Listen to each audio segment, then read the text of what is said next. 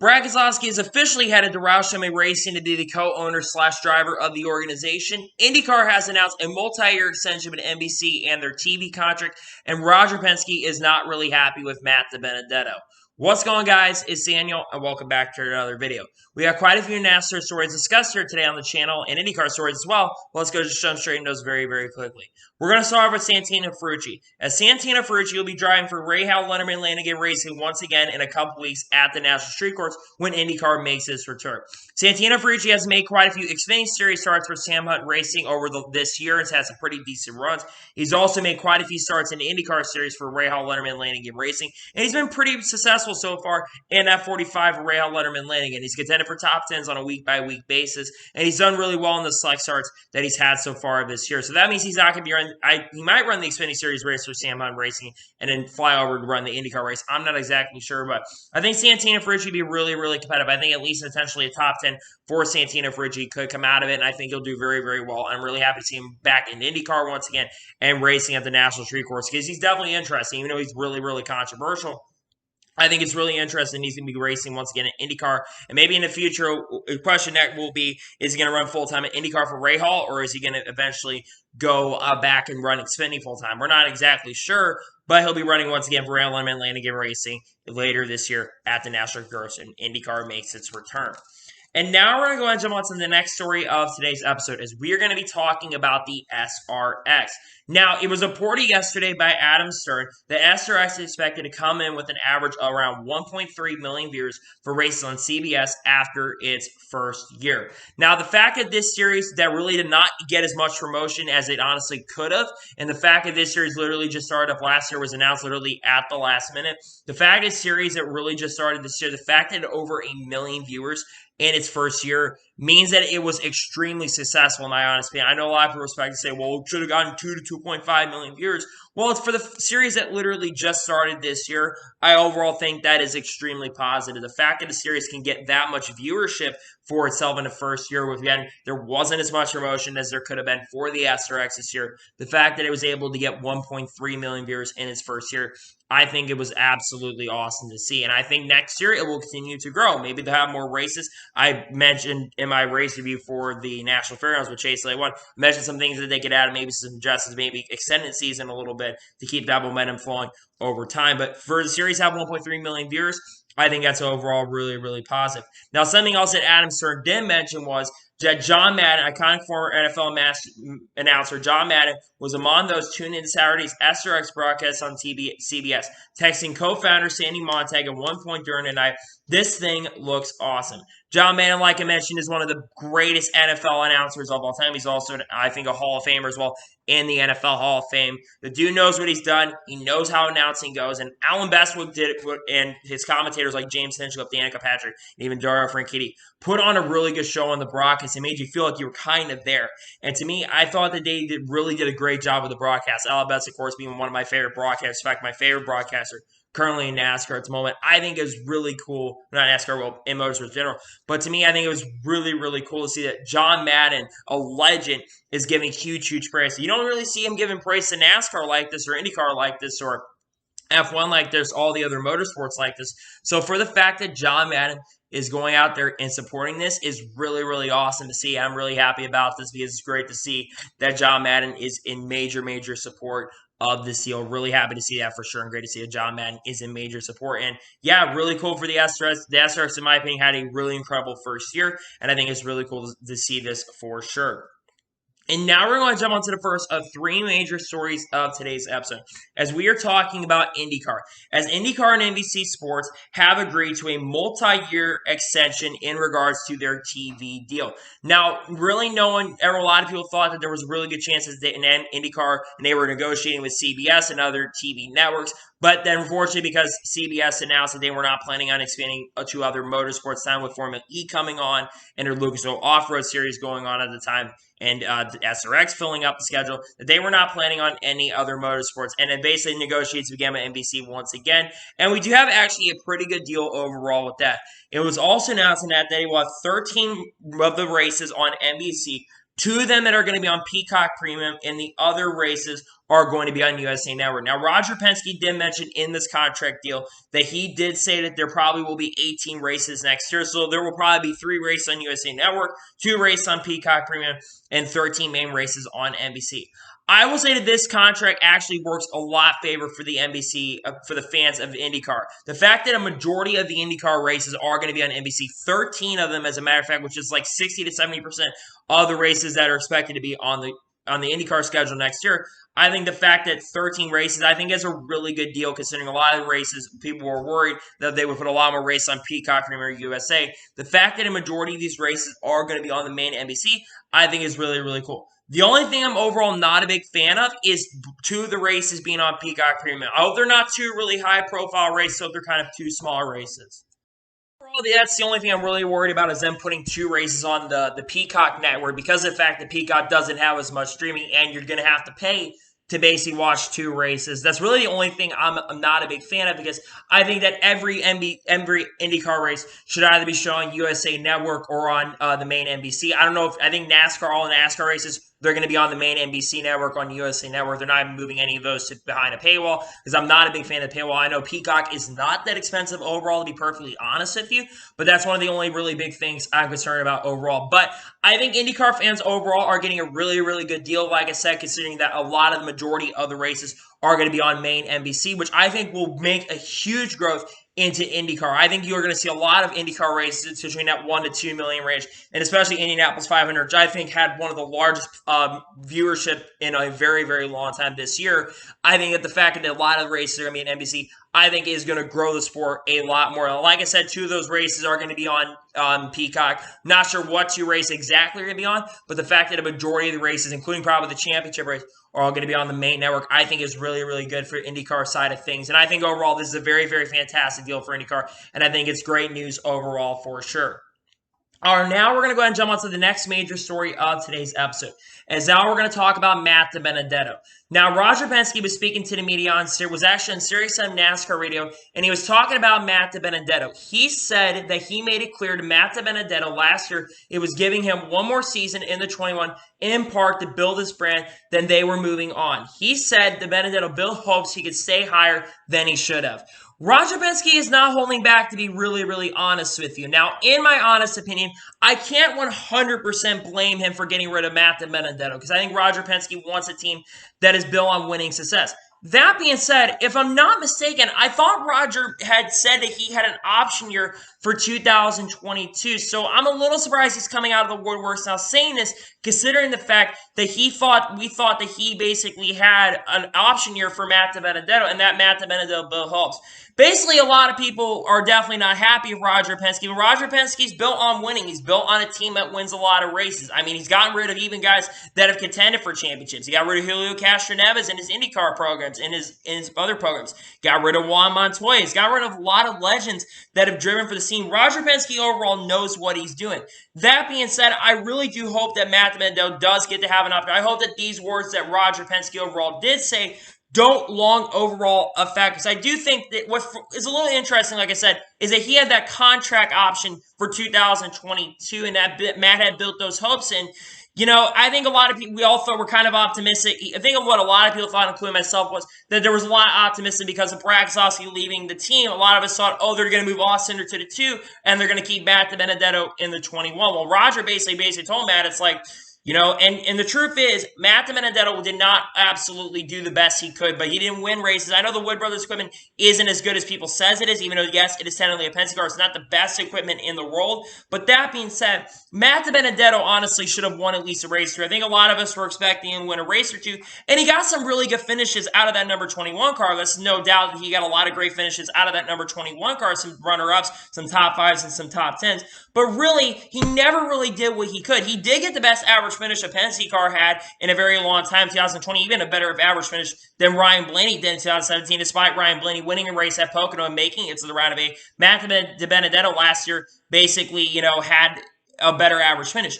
But that being said, you know, Matt DiBenedetto, honestly, if you're in a car, you're honestly expected to win a race. And I think a lot of us, we can all agree that Matty D was expected to win a race last year, or even at this point. Last year, you can make an excuse because of the pandemic. This year, he honestly should have contended for victories. I know the Greg Irwin did not absolutely do an incredible job as a crew chief overall for Matt DiBenedetto. But that being said, I mean, he honestly should have been out there contending for victories a little bit more. I do think that when Jonathan Hassler came in, the team was starting to gel a lot better. I think they made the change way too late. I think that this team has an overall showing a lot more speed, a lot more strategy, but it's really a shame now that this isn't going to happen. Now, that being said, what happens to Matt DiBenedetto's future?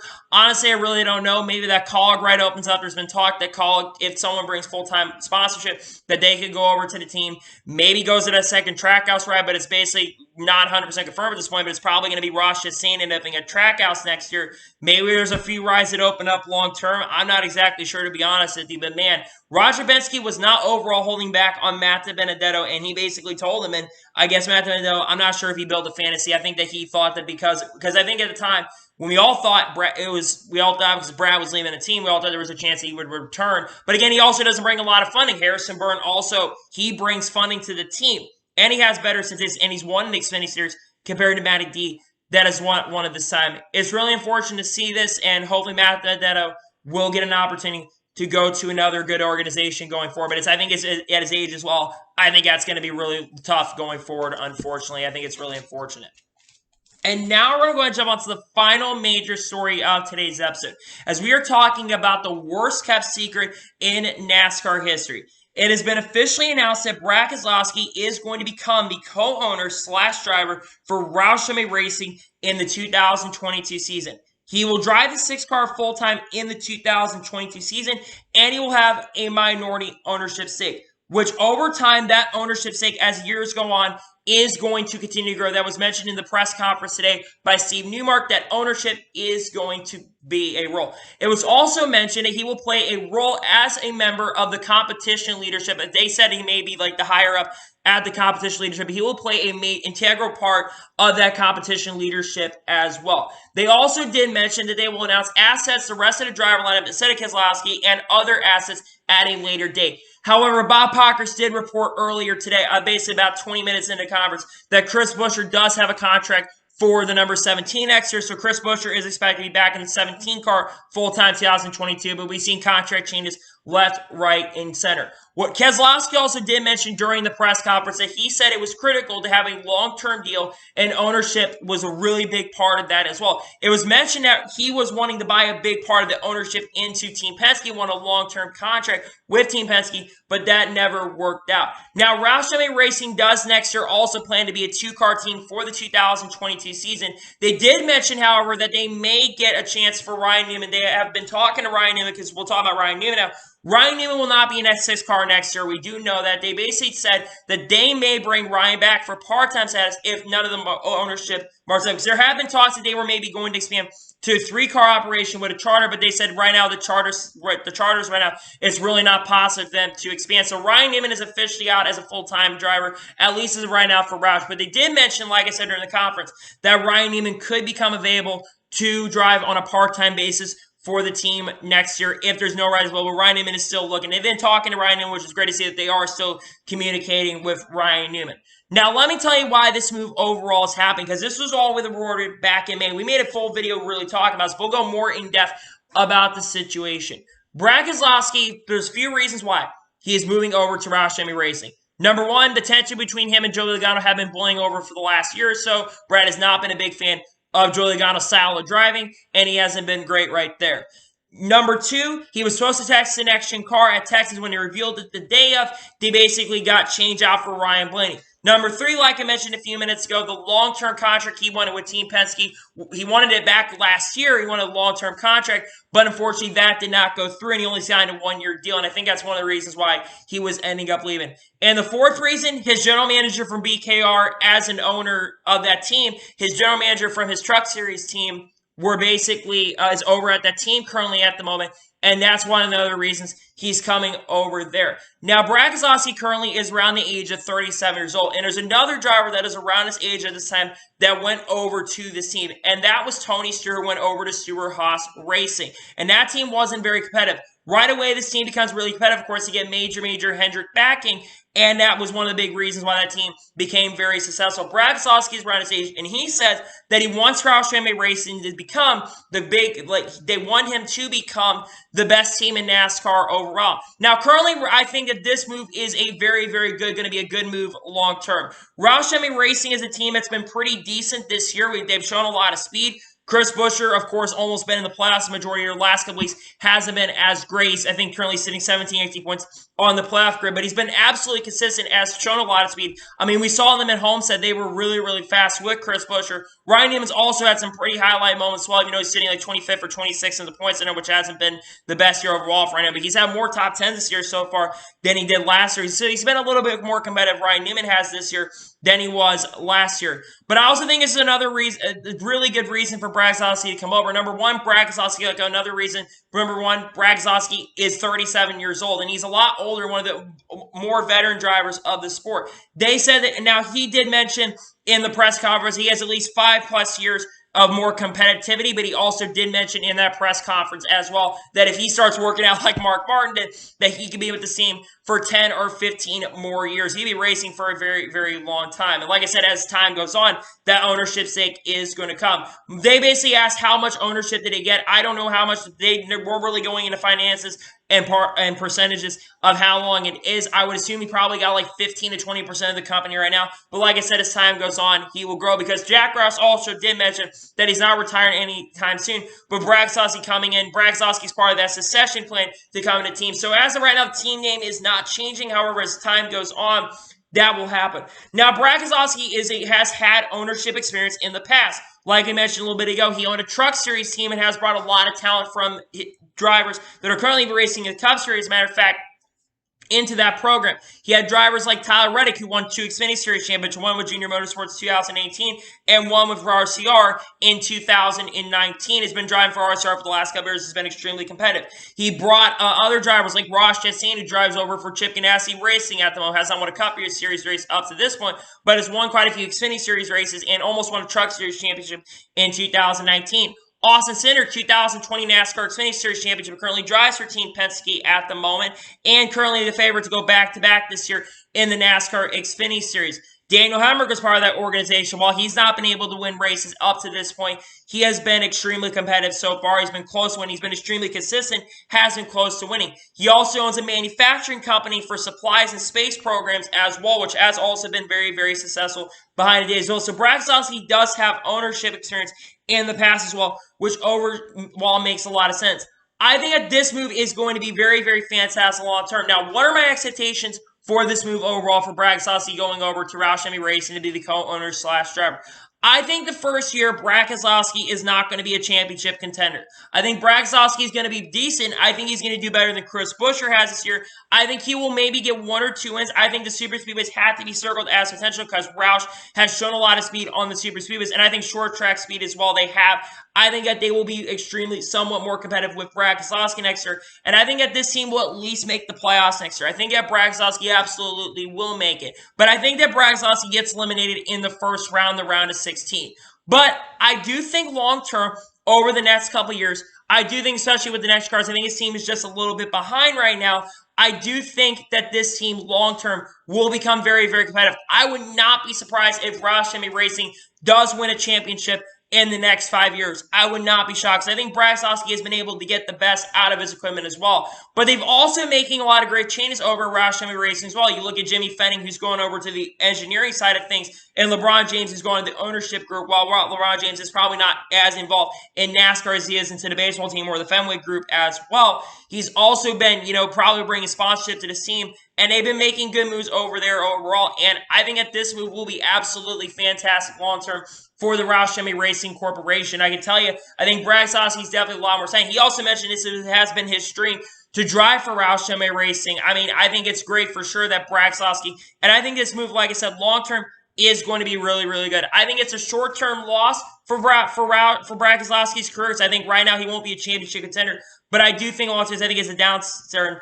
But I think long-term, this move is going to make a lot of sense going forward. And I think we're going to see a lot of great things coming out of this situation. And to me, I'm definitely really excited about this for sure. Because we've been hearing about this announcement for 2 weeks. And the worst-kept secret in NASCAR is finally come out. And man, I'm definitely excited about this, because I think it's really good to see that Brad Keselowski is going to be becoming an owner of this organization and a driver of this team. And long-term, like they said, he'll become much bigger ownership. He's taking minority ownership. And long-term, he'll take more of a bigger ownership going forward. So, anyway, that's for today's NASCAR news video. I want to thank IndyCar video. I want to thank you guys for watching. Please subscribe to the channel, notifications so you're notified when a video does go live on my channel. Follow me on Twitter, Facebook, and Instagram. Support page as well. Links below for that. And comment your thoughts on today's video. How successful do you think Brad Keselowski will be as a driver long term? Do you think he'll win a championship in the next couple years of this team or not? Let me know in the comments below. And what are your thoughts about all the other major stories we discussed here today on the channel? Let me know in the comments below. Anyway, like I said, I want to thank you guys for watching today's video, and I'll see you guys next time for some more great and awesome NASCAR content. Take care, everybody.